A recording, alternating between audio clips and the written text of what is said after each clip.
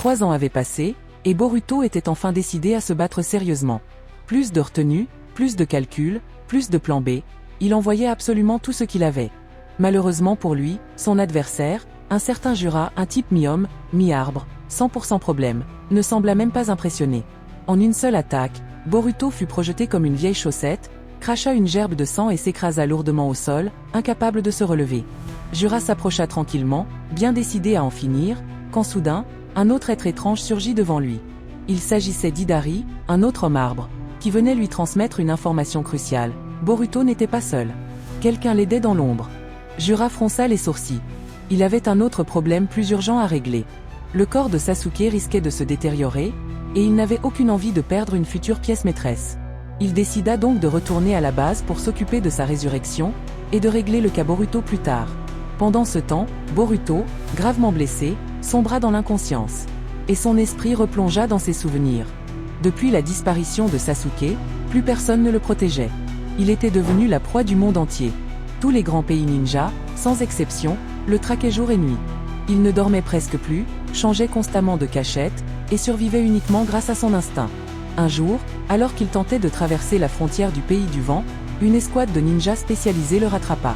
Il courut, sauta, glissa, mais finit par se retrouver coincé au bord d'une falaise. Devant lui, le vide. Derrière lui, une vingtaine d'ennemis. Autant dire que ses chances de survie étaient proches de zéro. C'est alors qu'une voix se fit entendre derrière lui. « Enfin, je t'ai retrouvé, Boruto !» Il se retourna d'un coup, prêt à attaquer, et resta figé. Derrière lui, tranquillement posée sur un rocher, se trouvait une grenouille. Elle le regardait calmement, comme si la situation n'avait rien d'alarmant. La grenouille ouvrit la bouche et déclara, très sérieusement, qu'elle avait compté les ennemis. Une bonne vingtaine, encerclant la zone de tous les côtés. Aucune issue. Aucune chance de fuite. Boruto, plus méfiant que jamais, serra son sabre et lui demanda qui elle était. Elle répondit qu'elle n'était pas son ennemie, mais qu'elle n'avait absolument pas le temps d'expliquer quoi que ce soit. Elle lui ordonna simplement de poser la main sur son dos. Boruto hesita. Beaucoup. Puis, voyant les ninjas se rapprocher dangereusement, il décida de tenter le tout pour le tout. Il posa la main. Et le monde disparut. En une fraction de seconde, il se retrouva dans une grotte étrange, baignée d'une lumière inquiétante. En face de lui se tenait un homme aux cheveux blancs, portant un masque. L'homme se présenta, Kashin Koji. Boruto ne l'avait jamais vu sans son masque, alors il ne le reconnut pas tout de suite.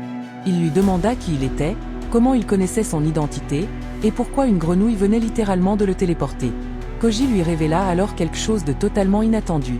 Il était un humain artificiel, créé par Amado. Puis il remit son masque.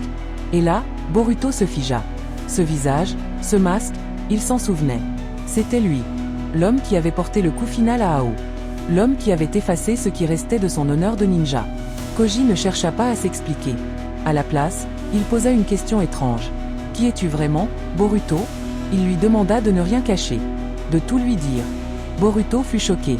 Comment cet homme pouvait-il lui poser une telle question alors que tout le monde avait vu ses souvenirs être modifiés par l'omnipotence? Il lui demanda pourquoi lui, au moins, ne semblait pas affecté. Koji lui répondit calmement, il était affecté. Mais il avait compris que quelque chose n'allait pas. Dans ses souvenirs, Boruto était censé être celui qui l'avait aidé, avec Amado, à se libérer. Et pourtant, les faits ne collaient pas. Il avait compris que la mémoire du monde entier avait été réécrite. Et ce n'était que le début de ce qu'il avait à lui révéler. Plus Kashin Koji parlait, plus son cerveau criait à l'aide. Selon lui, il savait depuis longtemps que Boruto et Kawaki échangeraient leur rôle. Cette simple phrase suffit à donner à Boruto une sueur froide digne d'un film d'horreur. Voyant son expression, Koji leva la main. « Avant que tu ne m'attaques, laisse-moi d'abord m'excuser. » Il s'excusa pour Ao. Pour leur combat. Pour les blessures. Pour tout ce qu'il avait fait en suivant les ordres. Il expliqua qu'à l'époque, son seul objectif était de forcer Ishiki à se réincarner prématurément. Il n'avait pas eu le luxe de faire dans la dentelle. Puis il lâcha la bombe suivante. Il avait été créé pour empêcher Ishiki de planter l'arbre divin. Pour sauver la Terre. Rien que ça. Mais à l'instant même où il pensait mourir, quelque chose s'était éveillé en lui. Un pouvoir. Un pouvoir capable de voir les futurs possibles. Pas un futur. Des milliers. Des millions. Des scénarios où tout allait bien. Et une quantité bien trop grande de scénarios où tout partait joyeusement en enfer. Il appela ce pouvoir, Ten Direction. En gros, il pouvait observer toutes les routes que le monde pouvait emprunter. Et spoiler, la majorité se terminait très mal. Il avait vu des futurs où Ishiki gagnait. Des futurs où Naruto mourait. Des futurs où la Terre était transformée en engrais cosmique. Des futurs où Boruto ne changeait pas de place avec Kawaki, mais où Kawaki se faisait quand même attraper, jeté en pâture à une bête à 10 queues, et où le monde explosait. Des futurs où Boruto se battait aux côtés de Sarada, et mourait. Des futurs où Code gagnait. Des futurs où personne ne gagnait. Bref, que du fun. Boruto, lui, était devenu pâle. Tu veux dire que, peu importe ce qu'on fait, tout finit mal? Koji secoua la tête. Non. Ce serait trop simple. Il expliqua que l'avenir n'était pas figé. Chaque décision modifiait les probabilités. Le futur était une route remplie de bifurcations invisibles. Et leur plus grande arme, ce n'était pas la force. C'était l'information. Il lui expliqua que le simple fait de l'avoir aidé à fuir avec une grenouille avait déjà modifié le cours des choses. Un petit changement. Mais un changement quand même. Puis Koji devint soudainement très sérieux. Il lui parla de la pire des possibilités. Les Shinju. Des êtres nés lorsque la puissance de Code était transmise à la bête à 10 queues. Des créatures conscientes. Intelligence. Avec leur propre volonté. Et leur chef était le plus dangereux de tous. Jura. Koji fixa Boruto droit dans les yeux. Dans presque tous les futurs que j'ai vus, c'est lui qui te tue. Silence. Boruto ne répondit pas. Il serra simplement les poings. Koji ajouta que dans la majorité des scénarios, Boruto mourait, Kawaki se faisait absorber, et la Terre était réduite en salade cosmique. Un super combo. Mais malgré tout ça, Koji affirma que ce futur n'était pas encore verrouillé. Boruto finit par lever la tête. Si la solution, c'est de tuer Kawaki, alors c'est mort. Koji ne répondit pas. Boruto continua. Je le ramènerai. Même s'il est devenu un abruti fini. Même s'il me déteste. Même s'il m'a volé ma vie. Il posa la main sur son front. Il plaça l'ancien bandeau de Sasuke. Je récupérerai mon nom. Mon avenir. Et ce monde. Koji le fixa longuement. Puis, lentement, il sourit. Il lui annonça qu'il allait lui transmettre toutes les techniques, stratégies et compétences que Boruto avait apprises dans d'autres futurs. Un entraînement chez AT. Un New Game Plus. Un mode facile déguisé en enfer. Boruto cligna des yeux. Attends, tu veux dire que je vais farmer le futur pour devenir plus fort dans le présent? Exactement. Boruto eut un sourire. Ok. Là, j'aime bien ton délire. À cet instant, son esprit fut brutalement ramené dans son corps. Il se réveilla en sursaut.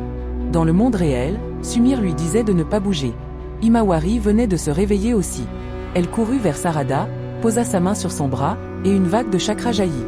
La blessure disparut. Comme si elle n'avait jamais existé. Tout le monde resta figé. Même Kawaki. Mais très vite, il reprit ses esprits. Il ordonna à Himawari de ne pas s'approcher de Boruto. Puis il demanda à Konohamaru de s'occuper du problème. Il sortit un gant spécial d'Amado, s'approcha de Boruto, et l'empêcha d'utiliser son chakra. Puis Kawaki fouilla Boruto. Et trouva la grenouille. Il reconnut immédiatement l'œuvre de Kashin Koji. Sans hésiter, il l'écrasa. Dans sa base, Koji sentit le lien se rompre. Il soupira. Quell'idiote. Pendant ce temps, ailleurs, Jura déposait l'âme de Sasuke sur un cube noir. Des racines surgirent. La matière se reforma. Et Sasuke ouvrit les yeux. Un nouveau Shinju venait de naître. Jura Suret. Bon, il va falloir lui trouver un nom.